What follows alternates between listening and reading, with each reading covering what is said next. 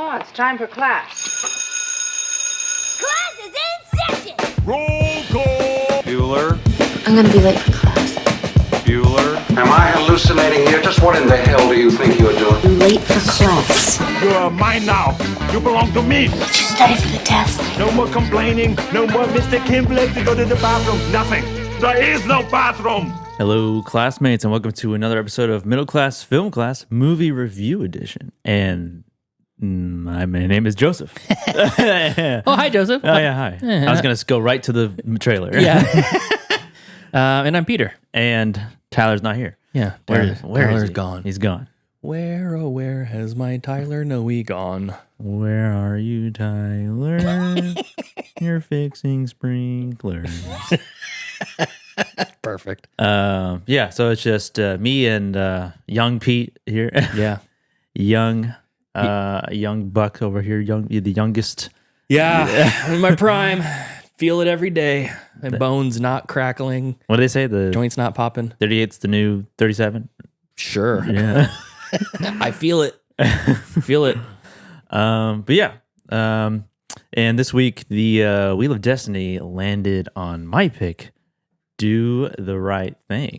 Yeah, Do the Right Thing, written and directed by Spike Lee, starring Spike Lee as Mookie. You'd think so, but it's like all the posters says it's a Danny Aiello movie. Weird. He's the first build too. A Danny Aiello movie, a Spike Lee joint. Yeah. Do the Right Thing. But yeah, so it's like Mookie's sort of the main character, although there wasn't much of a protagonist. I guess the only a protagonistic, is that a word? Role. Yeah. But he is kind of the one that we are following the most throughout. And then second to that would be like Sal of Sal's Pizzeria. Yeah. and his family, and then Radio Raheem, played by Bill Nunn. Yeah, so written, directed Spike Lee, starring Danny Aiello, Ossie Davis as Demea, Ruby Dee as Mother's Sister. That would just be my aunt, I think. My mother's sister. Richard Edson as Vito, a young Giancarlo Esposito, and one of the most charismatic roles that I've ever seen him in. It took me like 10 minutes of him on screen to be like, oh shit, that's him. As Bugging Out. Yeah. Spike Lee's Mookie. John Turturro as Pino, Paul Benjamin as ML, Frankie Faison as Coconut Sid, Robin Harris as Sweet Dick Willie, I liked his character. Joey Lee as Jade, Miguel Sandoval as Officer Pontes, Rosie Perez as the gyrator in the opening sequence, and First movie. and Mookie's love interest Tina And Baby Mama. yeah. And Sam Jackson as the radio DJ, Mr. Senor Love Daddy. And Martin Lawrence in a really small role too. Tiny young Martin Lawrence. Yeah. Yeah, so quite a cast in this movie. A lot of people Who's who? of what's going on in this one block in Brooklyn, and this one very, very hot day in summertime, following these people of a neighborhood full of different races, all on one street, trying to just get through this terribly hot day. And as people in California, I feel like our Sacramento summers can be particularly brutal. A little bit more humid over there, so I can imagine A lot more humid over there. it can be a little bit more sweaty. Yeah, we get up to like 115, 118 sometimes. And it's dry. But it's dry as shit, so it's miserable to be outside. It's hell, yeah. But At least it's not. The humidity is a whole nother thing. I know. If it's 100 degrees at 100 anything. 30% humidity. Yeah. No. Yeah. And it gets higher and higher. I can't imagine. And then neighborhood's called Bed-Stuy. Okay, that's the shirt that Radio Raheem wears. Bedford Stuyvesant. Yeah. Stuyvesant. And my history with Do the Right Thing is that first time I watched it, it was for a film class, like a film and society class. And we watched kind of like this. We watched a movie every week throughout that class, starting from Fritz Lang's Metropolis, and then eventually ending. I don't know if we ended. We watched WALL-E. No, we didn't watch WALL-E. We watched Eternal Sunshine. Oh, okay. And I think that was the I'm mistaking those all the time. Yeah. I think this is the class after I was done. They watched WALL-E. Okay. Did you watch it in class or it was assigned viewing? It was assigned viewing. And then you talk about it in the class. Yeah, discuss it in the class. So it's like this in a classroom. But yeah, we went in chronological order year-wise. So that's why we started at Metropolis. Mm-hmm. And so this is where I watched this movie for the first time. And I watched it again on my own at some other time, just because like I found it very like entertaining, a very like well made, high energy, entertaining movie that just happens to tackle some heavy subjects, but it does so in kind of a very, I say digestible way, a very accessible way. Yeah, I'd say so. Similar to like Black Klansman, also Spike Lee, where it's like it's a very heavy subject, but it's like presented in a way that can be easily consumed. And the writing and the performances of this movie is particularly, I think, interesting because it's not like people don't talk this way normally. I don't think we're not from the East Coast, so who no, knows? but like just like the way that the things that they said and the way that they said them to each other, just like someone's like talking constantly, like someone's ending a sentence, someone's picking it up, someone's ending a sentence, someone's picking it up. It's like a play, like a David Mamet play or something. Yeah, it felt very play-ish. You know, there was like stages or the scenes that had their own stages, and there's not much like expansive world building either. I mean, it's just this one neighborhood, like really just one street. It feels like. Yeah, and that's pretty much what it is. Inside the Pizzeria. The Pizzeria. Interior of a couple of people's apartments.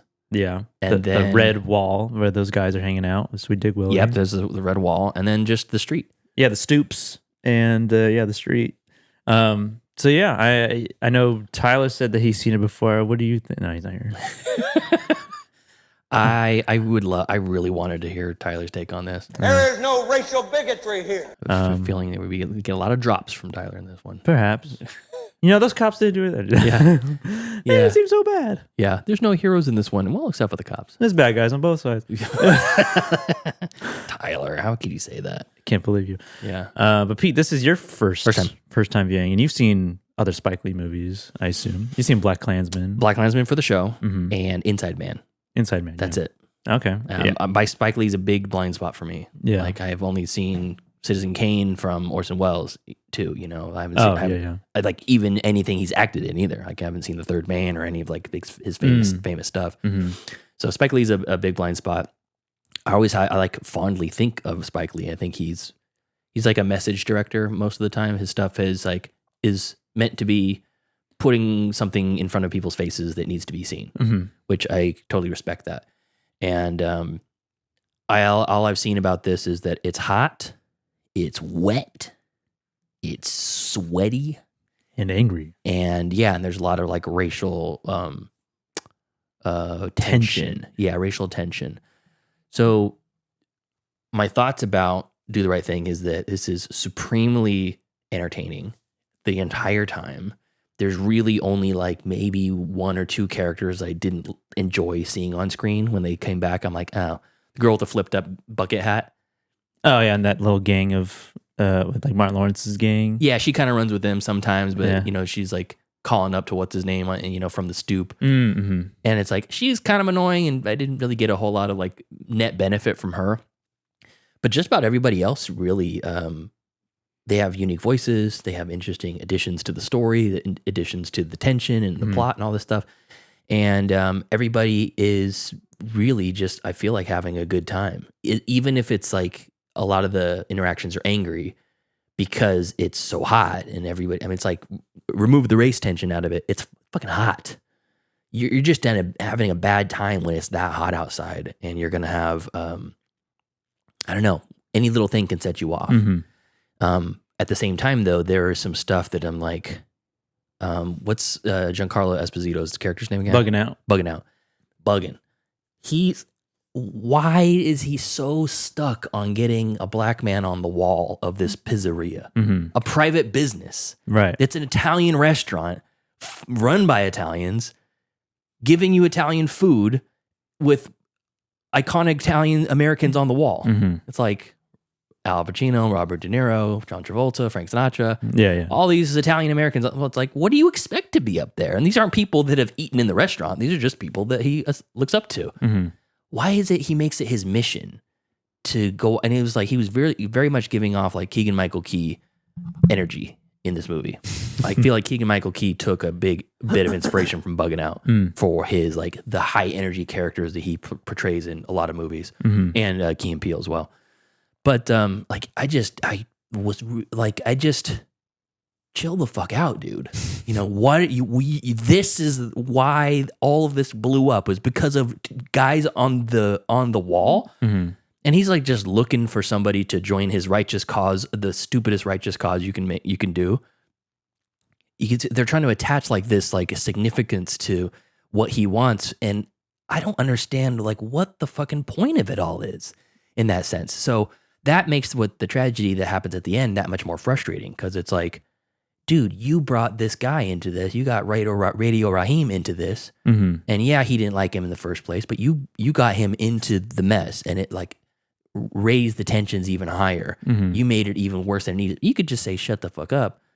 And it's like, hey, I'll bring you a picture of Malcolm X or Martin Luther King and say, how about this? How about you put these on the wall alongside with them, or whatever. And even if he says no at that point, it's like either shut up and get out of there, or just live with the fact that he's exactly what he said. You want to put the pictures up, go own your own business. Do whatever you want in your own business. So, you know, when the killing happens, the police killing, I'm like, oh my God, these fucking cops again. These guys. These fucking monstrous, blonde, mustachioed. Joe and Schmo, what? Yeah. So they're brothers, huh? Yeah.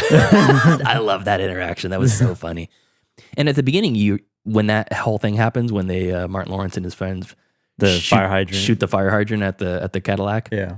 I loved that scene. That was so fun. And the police show up out of nowhere, Johnny on the spot, and they don't take the dude's side because he's being a prick. Yeah. I'm like, oh, cool. They're actually showing like these cops are reasonable people. And you're like, hey, don't be a prick. Yeah. Get the hell out of here. Just keep driving, you know, my guy. But then they come back and they're just the worst. Right. And it was just like the death was so senseless. And I think like it doesn't feel like a Hollywood movie, because a Hollywood movie, there would be some meaning to the death. There would be some sort of a like, well, what do we learn from this whole thing? And that there's a lot to learn from it. I'm not saying there isn't, but it's almost just like the death was so senseless, and it started from this fight that meant nothing. It was so like minuscule that you as an audience member, when you're watching it, you feel just how powerless the people feel about it. They're like, fuck, man, Radio Raheem's dead. He's dead. Nothing's going to bring him back for what? For this. And their rage is so furious. The rage is so furious that they just direct it at the person who's standing right in front of them. Yeah. And it's like, well, who really started this? It was fucking Bugging Out. Bugging Out started this whole, thing. And I don't think anybody on the block would agreed with him. They're just like, yeah, shut the hell up. Let him run his pizzeria the way he wants to run his pizzeria. We ain't gonna boycott nothing. We eat here every day. But it doesn't matter. And the fact that Mookie is the one that started the riot, that broke my heart. Because Sal treats Mookie like a son. He lets him fuck off at work. He wants him to do right. He wants to pay him a fair wage. He wants to, when his son's John Turturro's character is trying to always kick him out, and why we need this guy, and blah, blah, blah, blah, and what's the whole point of this, blah, blah, blah. He's like, would you shut up? Lola? Yeah, you too, Lola. Telling him to shut the fuck up, and they're not joining his tirade. But then when the riot happens, it's just like the anger is so prevalent. It's almost like the heat exacerbates the whole situation. And then the fact that their friend was just senselessly killed exacerbates the situation. They all know that nothing is going to happen from it, because what the hell are you going to do against police violence like that? It's like all this stuff. It's just like this perfect like nebulous of frustration and anger. And Sal's is the only place that gets trashed, and it's just so fucking heartbreaking. Yeah. So your initial thoughts? My initial thoughts is that it's really complex, the emotions that come from it, and I loved it. Oh, okay. I'm really glad that I watched it, and I want to watch it again. Yeah. There's very shocking things in it, and Spike Lee, I mean, he was a really young director at the time. He'd only done like 2 or 3 movies before this. I know, and him being in it, it's like That's the director Yeah. of this movie? I loved him. I loved his character too. He's so nonchalant. Yeah. He's just kind of flipping Just around. chilling. Just kind of Hey, I wanted to come home and get a shower real quick. Yeah. Like, aren't you supposed to be at work? Hey, I'm working. Leave me alone. And he's just chilling. He's going to visit his baby mama and stuff. And it's like, he's not a great guy, but he's also not a shithead. And then when he starts the riot, you're just like, dude, why? I wanted to like you so much. But I also understand the anger and I understand the frustration. It's just like, why does it have to be Sal? Yeah. I mean, Sal doesn't really help himself either. No, he doesn't. he's albeit they obviously bring the conflict into his place, but his reactions obviously like it's just like a back and forth. It really just is. Like It's a building thing. And I don't think anybody's the hero in this, and I don't think anybody's the outright villain, except for the cops. yeah. Cops clearly the outright villain. Well, ACAB, Yeah. So yeah, I don't know. It's a complex movie, and I'm glad that we watched it. Yeah, and presented in such a entertaining way that has like rewatchability. It's not like I don't want to put myself through that again. Yeah, you know? yeah, you're right. It's that it's building to something, but at the same time, you have like Come and See's building to something. Yeah, and that's a depressing ass movie that it's just relentless misery. Yeah, it's like this one is like it's fun, it's upbeat, there's excitement, there's whatever, and it's like I really liked that Spike Lee doesn't spell it out for you. It's like you're not getting an easy answer here, and then the epilogue at the end is like this great quote about violence and oppression from Malcolm X and Martin Luther King, like two opposing views to it that both are essentially saying similar things in very different ways, and it's like. Yeah, there's it's life. There's no easy answers. And yeah, they have the same goal, but two different paths to achieve it. They can't go down the same way. They have different ideas of how to achieve the same goal. Those are my thoughts. What do you think?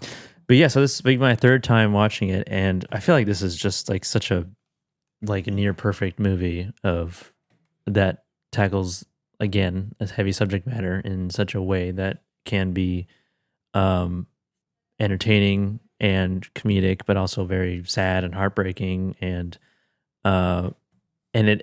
also the sort of artistic, the creative ways that he wrote the story, and it's portrayed through like Radio Raheem and his like love and hate message, where like the camera shifts into Mookie's perspective, and he's like talking to you now about like this idea of love and hate, telling you like a small story. It kind of reminded me of like seeing like Adam Sandler's Love Knuckles in Punch Drunk Love when he punches the wall. Oh yeah, Love Knuckles. And I want some Love Knuckles. And I feel like Radio Raheem represents something in this movie that is a little bit more like than just himself. Like he has like this sort of like I don't know, like a godlike status, but because like he's like alone throughout the whole movie, and it's like everybody just knows him because he is Radio Raheem and he has the radio, and he just walks around blasting music, and it's just kind of like just arriving in different people's lives at certain points and doing the sort of boombox off with the Mexicans, I guess, the Hispanics, Puerto Ricans. Yeah. Mexicans are a West Coast thing. Oh, okay. True. But yeah, I loved it when I first watched it. I loved it when I watched it this for the second time, and I watched it and I loved it again. So yeah, this is like a really well put together movie, and like seeing the first conflict when Bugging Out's eating pizza, and he's like, you put more cheese on it. He's like, extra cheese $2, and then he's like putting more Parmesan, and he's like, all right, that's enough. Yeah. He's like, what can I do here? Yeah. And then he's just a grumpy old shopkeep. Yeah, and then the whole like, why don't you have any brothers on the wall? And then it's like you understand both points and you understand both perspectives. Yeah, because he's like, well, most of your customers are black, are like we're the ones who are giving you the money, but at the same time, it's like, well, he can do whatever he wants with his money. He can do whatever he wants with the space that he owns, or is leasing or whatever. So it's like a double-edged sword of doing the right thing. I also like how he's not. People keep trying to get him to get out of the neighborhood, and he's like, "No, I like it here. I like my customers." Yeah, He's like legitimately empathetic towards them, and he's just not. When they push his buttons, he flies off the fucking handle. yeah, he loses it pretty quickly. Yeah. And just like the another sort of artistic sequence is when like each person from each race is just talking to the camera, All and the just, slurs. like giving all of the slurs to one specific one, and it's really just like it's like a movie that talks about hate but is really about love and like getting along with each other, but it's presented in like a way it's like everybody here hates each other. Yeah. And is it just because of their race, or is it because of them, the people themselves, and they just happen to be those races? Yeah. A collection of different races. And yeah, I think it's just all wrapped up very, very nicely, and it's met with a very tragic ending. But it's like something like that. I mean, that's still like fucking happens today. Like, Yeah, it still does. in the last 5 years, there's been plenty of real life situations that have not changed. So nothing has changed since 1989, and probably the 1960s as well. I think the only difference is that now, with the prevalence of 24-hour news and social media, and everybody's got a camera in their pocket, the exposure is much more.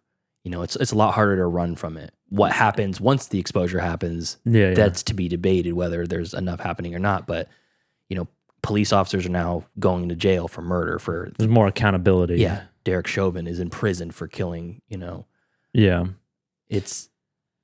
I don't know. It's a fucking frustrating. The whole thing is frustrating, and it's. I think what are you done? Yeah. Okay. Again, like I said earlier, I applaud Spike Lee for just not making it A to B, serving it up on a platter to you and telling you how to feel, because it's just too much for that. You can't. There is no right way to feel about this. It's a frustrating, terrible, disastrous, unfair, sad, angering reality of life that people are being killed unjustly in a country that's supposed to be all about fairness and equality and opportunity and blah blah blah and all this kind of stuff. Yeah. For what? What is it? Is it because of racism? Is it because of like a class warfare thing? Power, those with power, those without power, those who have money and those who don't have money. It's like I don't know what any of it is, but I tend to believe that most of the like systematic racism that's built into the systems is legit. There's it may not be everywhere, but it's a huge portion of the reality for people of color that are they're put in that system, and just because of this, you're given a harsher sentence or looked upon unfairly. But I think the another broad overarching thing that people don't talk about is from like the 1% versus the rest of us. There is the 1%, and there's a few that are okay, that'll speak out and say, yeah, give me more taxes, give me this, give me that. I don't deserve all the money that I've had. I've been paid into the system or whatever. But then majority of them are just like, I want to hold on to this power and this money as much as I fucking humanly can. Yeah. I game the system as much as possible, and I'm going to keep it quiet so that it stays the same and everybody else stays out of power, because that means I have less power if you have power. So I don't know. I just love Spike Lee for doing that. What a fantastic movie this is. Yeah, it's Tyler. Who knows if he even watched it? Well, he usually watches it the morning of, so I guess no. Yeah. Sprinklers. Yeah.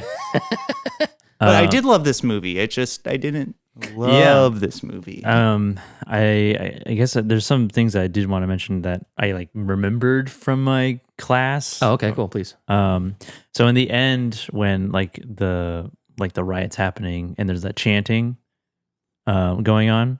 Yeah. Uh-huh. And at first, it's like you think they're saying "power to the people," right? It sounds like saying "power to the people, power to the people." What they're really saying is Howard Beach, and the movie was written because of Spike Lee was inspired to write this movie. Was known after an event known as the Howard Beach incident. It happened in 1986, which was a mob of 12 angry white men chased down and beat 3 black men who had just left a pizzeria in the predominantly Italian American community. And it was predominantly the Italian American community? yes. Okay. During the pursuit, the mob forced one of their victims, Michael Griffith, to run onto the Belt Parkway where he was hit by a car and killed. And so that was very much, I mean, I wouldn't say it's exactly similar, but like it's a pizzeria and Italian American. Yeah, and definitely heavily inspired. Happened in the 80s before this movie was made. There was a protest that was led by the Reverend Al Sharpton and the call for African Americans to boycott white-owned pizzerias. Oh, wow. An act that inspired the scene in which Buggin' Out instigates a boycott of Sal's. Yeah, but Buggin' Out's boycotting him because we're not having pictures on the wall. The other one's boycotting him because of a lynching. I mean, well, imagine if they put it out, if they put that in the movie, like that would be a way heavier of a movie. I know. Buggin' Out's just he still just gets under my skin. Just bugs you out. Yeah.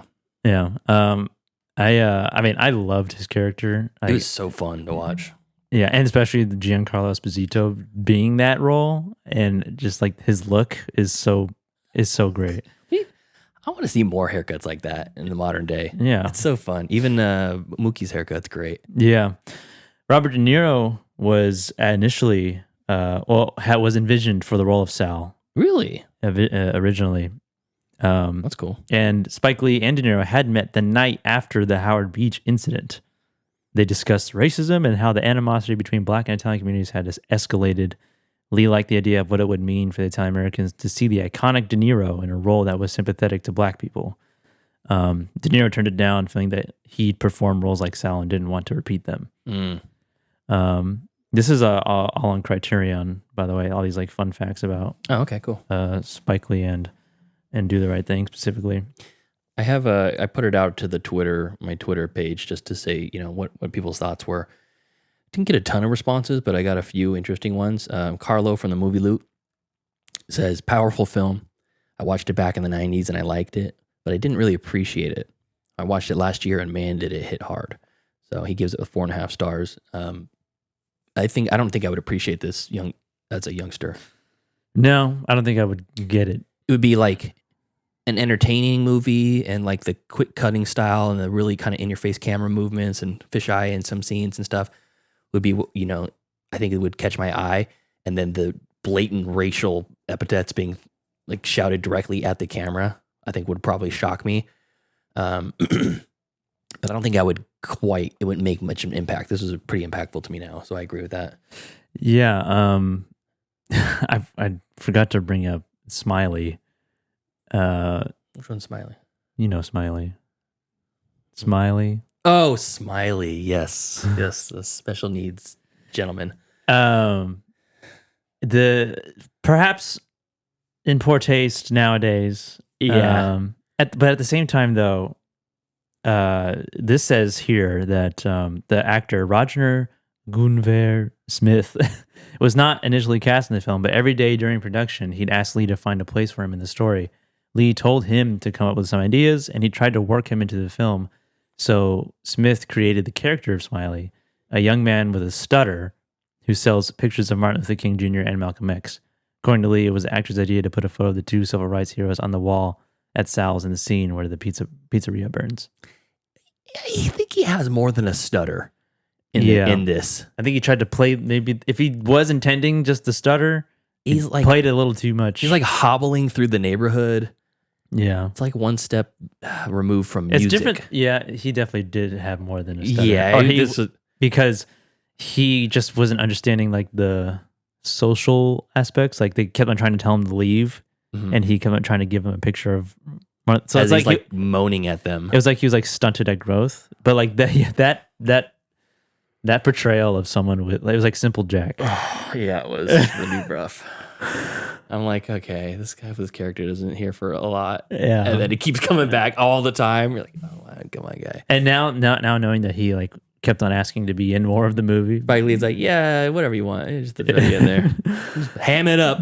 But yeah, it's like I know it was like the late 80s, and our concept of portraying people of that community is not up to the same standards it is now. Yeah. But at the same time, nobody actually acts like that.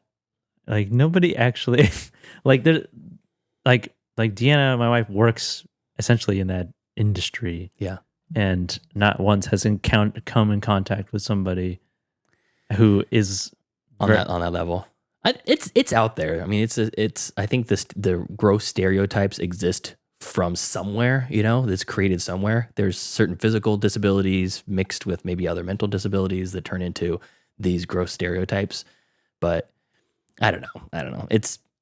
I didn't like it. A little rough. It didn't like knock the movie down a peg or anything. I just like, okay, that this was in what, 83? Yeah. No, the movie? Yeah. 89. 89. Yeah. I got a couple more comments on our request. At Contrarian Prime from Julio from the Contrarians podcast says, "Buckle up, Buttercup. It's probably his best." And as I said, I had never seen it before, and yeah, it was heavy. And then at Seth Vargas from Movie Friends podcast says, "An epic within a few blocks, a great American story within a few hours." That's a pretty great synopsis. Yeah. An epic within a few blocks, a great American story within a few hours. Like that. I like that a lot. Yeah. Yeah. That's great. I also had one line quote, one line that really made me laugh. I wanted to play real quick. Mm-hmm. Let's see. Do I have it here? There it is. So this is when the mayor, who is basically just the stumbling drunk, Yeah. sage, Dumb mayor. old timer of the neighborhood who constantly is dropping. He's the guy that tells him to do the right Philosophy and Yeah. morals and stuff like that. Yeah, Advice. He's dropping that, but he's also stumbling around in an old dirty suit looking for money to buy booze. And then he's talking to his sister mother, who's an older woman who sits in a window just kind of watching what happens around her. And this is their interaction. The evil eye doesn't work on me. Mother sister, you've been talking about me for 18 years. What have I ever done to you? You a drunk fool. Besides that, I just love that. You're a drunk fool. Yeah, besides that. What else? I'm aware. Yeah. So what? What's your point? Yeah, those two actors are husband and wife in real life. Real shit. That's cool. Yeah. And then he died in 2004, I believe. Oh, bummer. Yeah. The Fight the Power, the song Fight the Power, was not the first the song Public Enemy submitted as the anthem for this movie, apparently. Spike Lee wanted to riff off the gospel classic Lift Every Voice and Sing. The group sent in a song that Lee ended up rejecting, and then they came up with Fight the Power, which shares its title with an Isley Brothers hit. Isley Brothers? Yeah. Though that tune was written in 1975, Public Enemy frontman Chuck D says its lyrics, including the phrase, "all the bullshit going down," inspired their own song. I like the lyrics of that. I've never sat down and like listened to the lyrics of that song. Like it's like ever present. I heard it a billion times. Yeah. But and I liked the intro too. It's just Rosie Perez dancing. Oh, the movie. Punch dancing, whatever. And then that song, they let it play all the way through. Yeah. It's like, great. I love it. Play the whole song. Get a tone for the movie. Get a tone for the I mean, it even the themes. Sets up the movie to be like a play. It does. Because it's like, it's on a stage and you see the houses or the brownstones or whatever in the back. Mm-hmm. That interaction with the Celtics, the bicyclist. Yeah. And like who told you to move in here? Who told you to buy a brownstone in my neighborhood? Who told you to step on my shoes? Who told you to walk on my side of the street? Why don't you go back to Massachusetts? I was born in Brooklyn, and just like, I feel like that, speaking that fast too, like Giancarlo Esposito, that's impressively quick, his cadence. Yeah. Spike Lee takes his time when he's with his line deliveries. Yeah. And Giancarlo is just rapid fire. Fucking going. I'm like, man, what a skill that guy has. I know.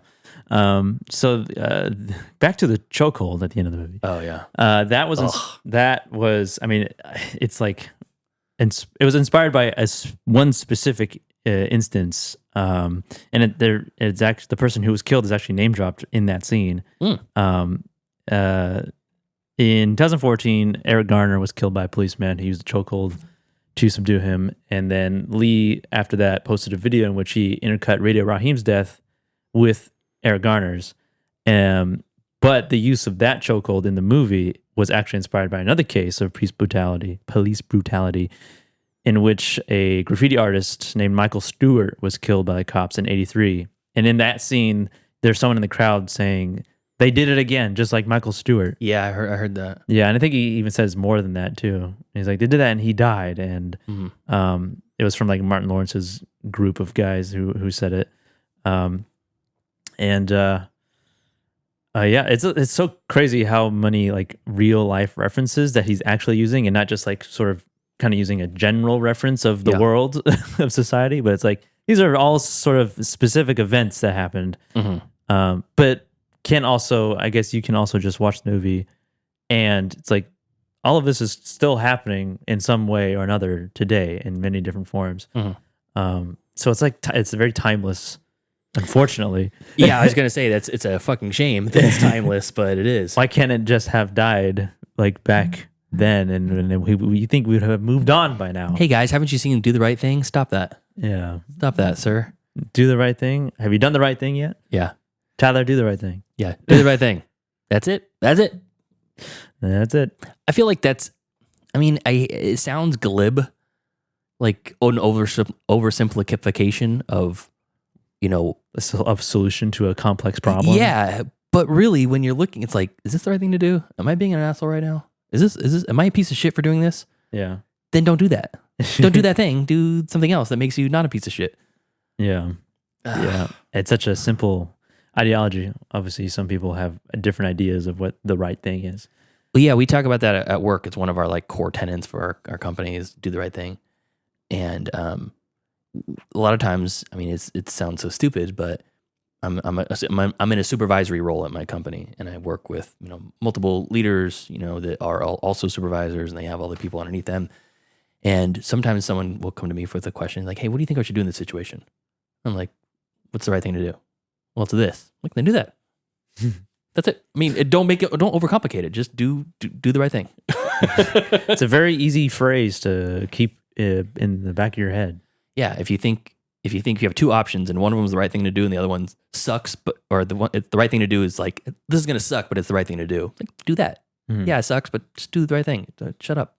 Move on. You know. Yeah. So, anyways, some trivia in the 1990 Oscar ceremony. While announcing the Best Picture nominees, Kim Basinger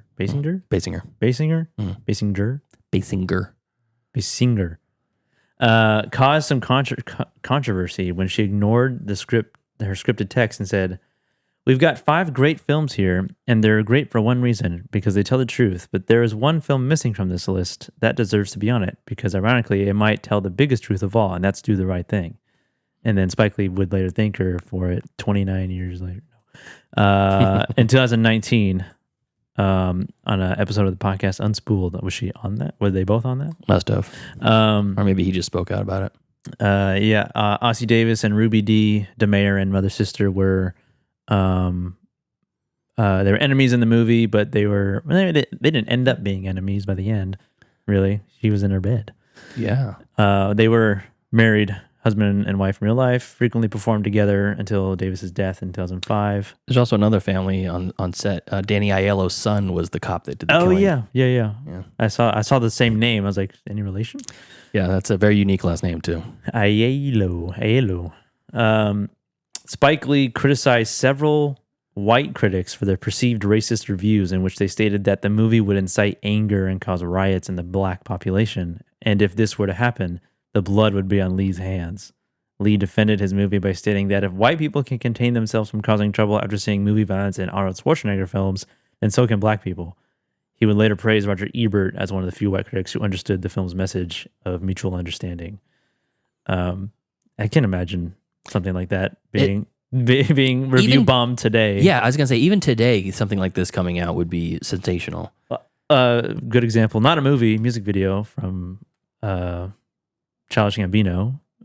This is America. Yeah. When that released, all these fucking YouTube right-wing alt-right trolls are like, well, black people actually don't have it that bad, you know, because He's a millionaire trying to tell you that the government's got his foot on your neck. I see he forgot to mention this specific crime that was between two black people and not one white person was involved. Yeah. So it's like, it doesn't matter. It's an unfortunate society in which it doesn't matter. A message will come from a person of color's like Point of artistry, a piece, an artistic piece, something that is delivering a message that's like, this is the world that we live in. This is our real life. And then white people will just be like, I don't think that's true. Well, you know what? You know the energy that kind of exudes. Remember in Place Beyond the Pines when Bradley Cooper brings the corruption to his, I think it's Bruce Greenwood, to Chief. Yeah. And before he becomes the hero, he brings it to him and he's like, "Hey, this is going on. I got this fucking guys, corrupt cops over here." And he's like, "Why you bring this to me? Why are you telling me? Why are you telling me this? Now I got to do something about it." It's almost like the anger from a certain group of the people who see a movie like this or that music video, and they just go, "Yeah, we know that things are fucked up, but you don't have to like tell it. We could put it in our faces or anything like that." I don't want to be reminded. I know. Yeah, I'm mad because you're reminding me of just how shitty things are, and maybe I'm a part of the problem, or maybe I should give a fuck more. You know. Yeah, and it's I don't know. It's just this movie has transcended lots of things. I mean, it's just like that's the nature of our world, unfortunately. Spike Lee wrote this script in 2 weeks, apparently. Yeah, according to this. Did you see that bit about Rosie Perez in the nude scene? Oh no! So this is kind of sad. Sad. Yeah, according to Rosie Perez, she performed her first nude scene in this. This was her first movie ever, anyway. So. But she didn't have her face shown, but she felt like she was exploited and she was crying during filming. She mentioned in interviews for years that she was mad at Spike Lee for having to perform naked. And later on, she forgave him and even appeared in nude in other movies. But at that age, she felt like she was coerced into it. Really? Yeah. What? Is it like thank God for knees, thank God for lips? Yeah. Is that scene? Yeah. Okay. Because it just cuts to the chest down, like neck down. Mm-hmm. Shocking. Because you're like, oh, they're cutting around it. They're not showing a whole lot. And then Tits. boom, boobs. 2 boobs right here, ice cubes. So yeah, if it was her first movie and her first role in this movie that got this much attention, I suppose I could see, I could see how she might feel that way. Yeah, yeah, absolutely. I mean, I get it, especially as a first time. Yeah, you're actress. You get your break, and you're like, oh, by the way, they got this nude scene. All right, take your shirt off. Take it or leave it. Man, really? Can't we just cut around it? No. This is very important for the plot. Got to see those nipples. Let me see the nipples. And we're gonna bring in an ice cube. Yeah, exactly. And it's kind of weird, like, and I'm the director, and I'm also starring in it, and I'm gonna be. Yeah. Well, it's like Tarantino doing the foot scene with Selma Hayek in Dusk Till Dawn, or Tommy Wiseau directing his. Oh yeah. Take me, Lisa. Oh yeah. Apparently, Matt Dillon was Spike Lee's first choice for the role of Pino, played by Turturro, or is it the brother Dedson? I don't know, but that guy plays one of the Goombas from Super Mario Brothers. Yes, he does. Him and Fisher Stevens. He's also the valet in Ferris Bueller's Day Off. Yes, he is. I'll take very good care of it, sir. Please. Yeah, yeah. So funny. Yeah.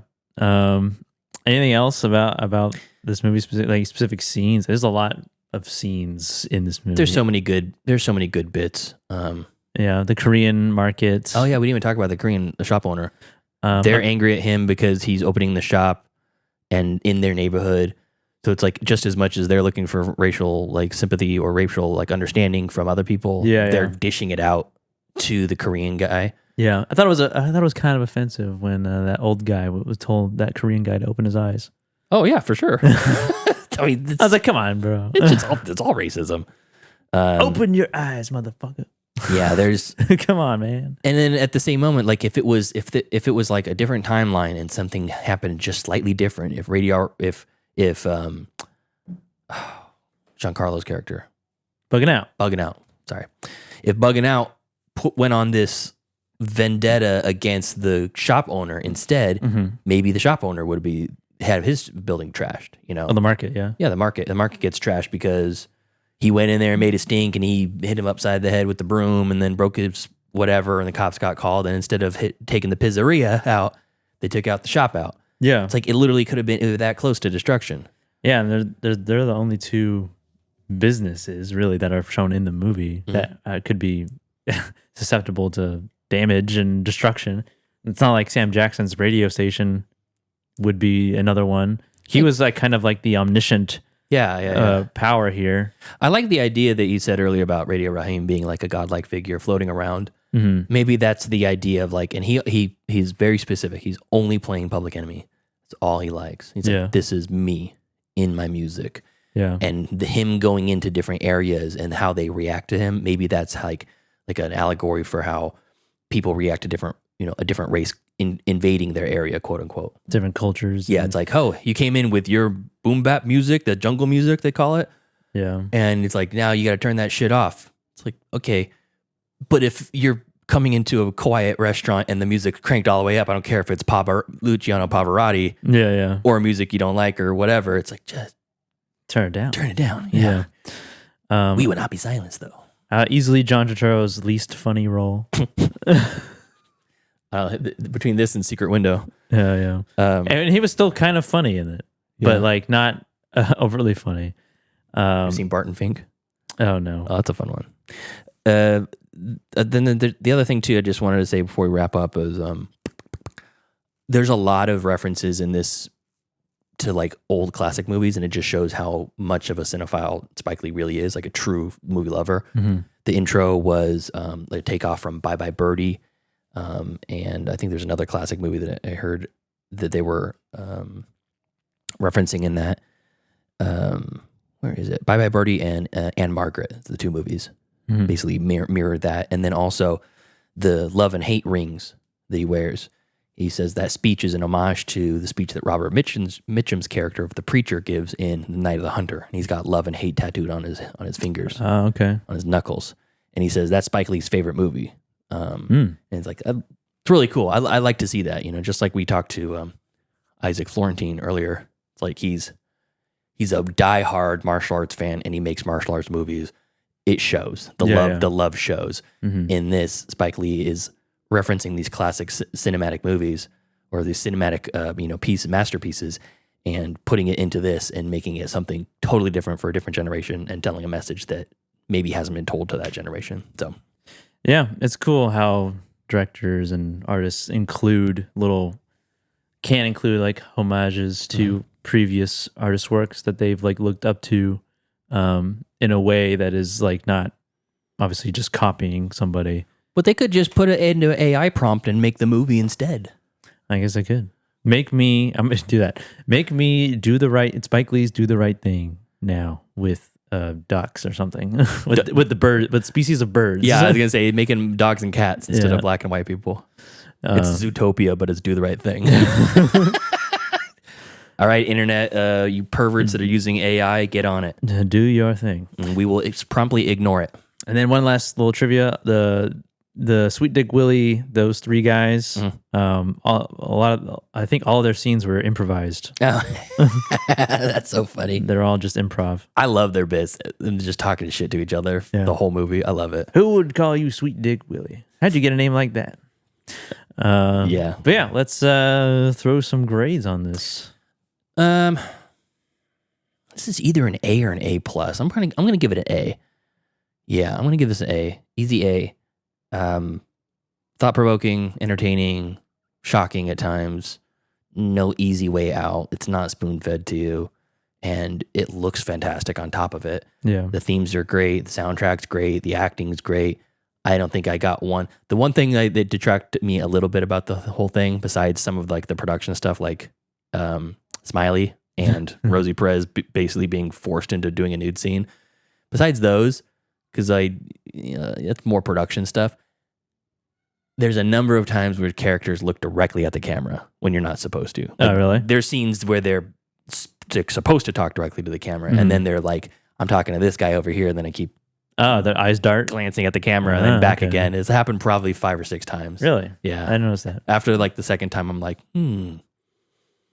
this seems to be a theme. Was that right? Yeah. Is this supposed to happen? And then I was like, nah, this just fits out of it. So Yeah. I still think this is a damn near perfect movie and one that's important, I think, for people to watch.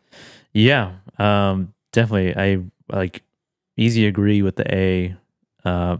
Really close to an A plus. Like, I don't even know. Yeah, me too. I'm not even, maybe just remove Smiley and be an A plus. There you go. Yeah. I don't know, but I don't know what this movie could do or add or to make it that for me. But yeah, it is an A, like a very, very high A. It looks great. I mean, everything you said, acting and the writing. I love the writing and the dialogue. Dialogue was very quick and not like clever, but like very just like fast paced and snappy. I love the cinematography in this. There's a lot of like Dutch angles, type shots, where like looking down on Sal from Radio Raheem's perspective, and then looking back at both of them, and Bugging Out and Radio Raheem, and a lot of interesting sort of camera movements and compositions, and lighting, like lighting in the apartments. It was really nice. A lot of use of like shadows and stuff. And just like the very specific references for things for real life situations that happened prior to this that inspired this movie. But it's like obviously the violence and everything is cut down to just words, and the situations and the stakes are a little bit lower than life or death, but then obviously go back up to that. To that level. But yeah, just very important still, I think. Very timeless in that way. And required viewing. Yeah. I think. I call it required viewing. I'm kind of mad that I took this long for me to watch it, to be honest. Yeah, I mean, I only watched it because I had to. Yeah. I don't even know if I even had heard about it before then. Maybe I did. I don't know. But yeah, so that's Do the Right Thing. A's all around. Tyler? Yeah, so I didn't like it. Yeah. I'm sorry. Like I don't know what to say. Well, do better. Do the right thing. Yeah. So yeah, that Do the Right Thing, and that's Off the Wheel. And now it's time for The Wheel. 1 wheel, 8 slots, 3 hosts. This is the Wheel of Destiny.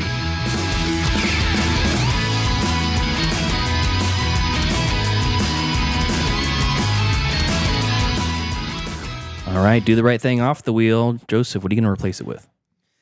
I was thinking about this, kind of going through my watch list, and nothing really like piqued my interest in terms of a movie I want to talk about on a podcast in depth. Okay. But there's one movie that I've never seen that has been mentioned to me once or twice, and I think has been mentioned at least a couple times on this very show. Oh, okay. Very briefly. This is a movie streaming on Amazon Prime and Pluto TV, and this is going to be Tiptoes. Oh, boy.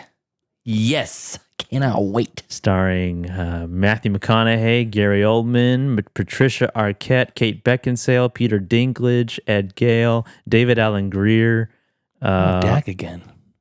And a bunch of other people. Directed by Matthew Bright. And it's Gary Oldman playing a little person. They literally put his shoes on his knees. Yeah. He's walking on his knees. Yeah. So And they have Mayor Dinklage is in the movie. Yeah. And Russ Cole. I can't wait for this. But yeah, so this Cool, is Tiptoes. Yeah, this was my second in a row movie. So I am banished for a week. Banned. Tyler's too because he's not here. Yeah. Do you want to just like, so we got these 2 streaming or Patreon picks. It's been a while since we did a Patreon pick. You want to just basically cut the wheel down the middle? What was the last one we did? Didn't we do one? I think we did one semi recently. Well, it's been off the wheel for a while. Let's see here. The Core. That was you. That was me. Let's see here. American History X, Kentucky Dead by Fried the Core, Movie. Kentucky Fried Movie. That was the last one. I guess that was pretty recent. That's okay. All right. Well, let's see what happens. I like to get the Patreon members picks on there, and I got Grizzly Man's been on there for a while. I want Dal to be proud of us. Come on, Dal, be proud. This is what we're gonna watch next week. I didn't recap the wheel, but that's all right. Oh, okay. Hey, Grizzly Man! Woo! Nice. What a mitzvah. Look at that. Very cool. I can't believe that happened. Yeah, we'll do the Tyler. I can't believe it. Cool. Close enough. Grizzly Man, a documentary. I don't think we've ever reviewed a documentary. I think you're right. I think it is the first one from our old pal Werner. Our friend Werner, director of Bad Lieutenant, Protocol New Orleans. Grizzly Man. Just watch. Let's see where this is at. Okay, this is streaming on a bunch of free places. Roku, Hoopla, Tubi, Canopy, Pluto, and Plex. Pretty much all the freebies. Gravy. This is from the year of our Lord, 2005. Grizzly Man, starring one Grizzly Man. Yeah. Timothy Treadwell as from archival footage. And some bears. And then a bunch of bears, yeah. And then Werner Herzog as narrating. Yeah, this is about this man went to the woods to hang out with some bears. And not the good kind. Yeah. Let's see if there's a synopsis on here. Werner Herzog's documentary film about the Grizzly Man, Timothy Treadwell, and what the 13 summers in a national park in Alaska were like in one man's attempt to protect the grizzly bears.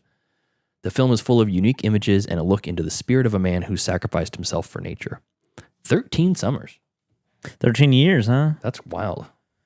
I don't want people to talk to me like that. Like, how long ago was that? 13 winters ago. Just say years. Well, I guess he only has to spend the summer there because they hibernate for the rest of the year. Yeah. Or something. All right, I guess we'll find out. Cool. All right. You got anything else, Joseph? No. What's our runtime right now? Where are we at? We're at 1 hour and 2 minutes. How about 1 hour and 2 minutes? Perfect. So before we go, I wanted to show something here. We're going to do a little thing here. So here is a gigantic stack of physical media. Gigantic? It's pretty thick. Two handfuls. Yeah, I'm having a hard time. I can't hold it with one hand. Of media. So we got The Big Lebowski on 4K, Spider-Man Into the Spider-Verse on 4K, Army of Darkness, Steelbook. That's that real fun Steelbook. I love the artwork on that.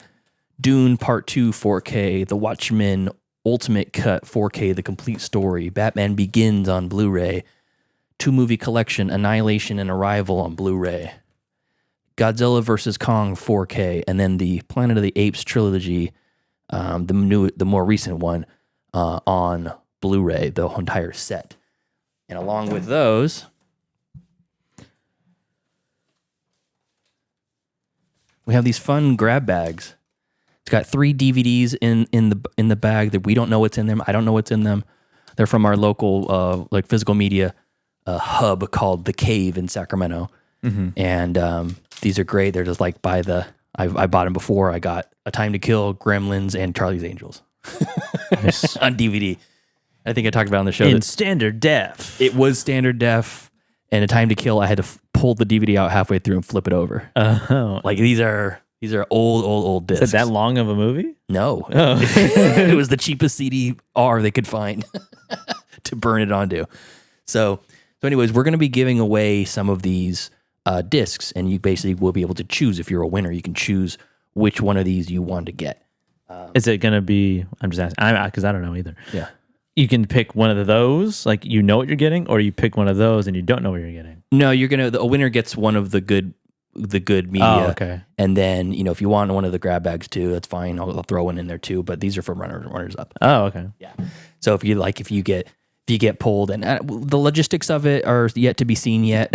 What do you have to do to win? I don't know. Well, I was going to say the only thing you're going to have to do is essentially subscribe to us on YouTube, subscribe to us, follow us on Twitter, follow us on Facebook, on the Facebook page. Basically just follow us on the socials. And then at some point we're going to basically put a call out to action, share this last episode with a friend or something like that. And it's not going to be one drawing. There's going to be many, many drawings. because we have 1, 2, 3, 4, 5, 6, 7, 8, 9, 10. And I know I have one more on the way that I'm going to be adding to this stack, Late Night with the Devil. And that is going to be... ordering it just to give it away. More or less. It was an opportunity to get to, essentially. I may or may not have movies of my own that I could donate to the cause. Yeah. That I don't need anymore. Yeah, exactly.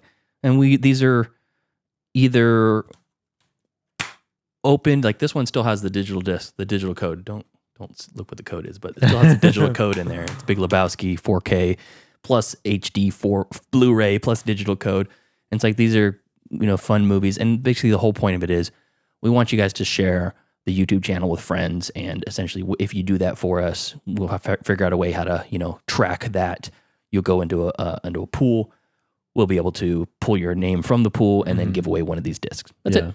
So share with a friend, and I'll put a call to action out to our Twitter page, to our Facebook page. It'll be all encompassing, and maybe even in the YouTube.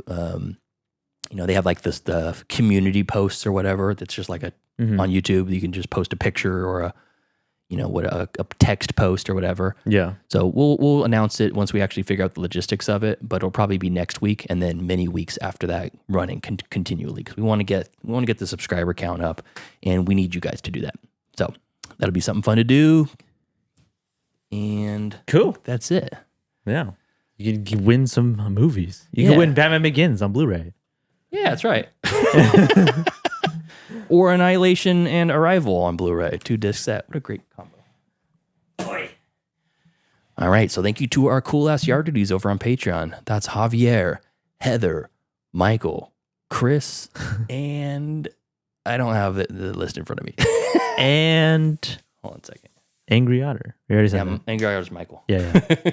I use his name. I think Pete, regarding your question, Angry Otter, Pete has seen To Wong Fu. Oh, To Wong Fu, Thanks for Everything, Julie Newmar. Never heard of it. I love that movie, by the way. Okay, let's try this one more time. Thank you to our cool-ass yard duties over on Patreon. That's Javier, Heather, Michael, Steven, and Chris. I was missing Steven. Sorry, buddy.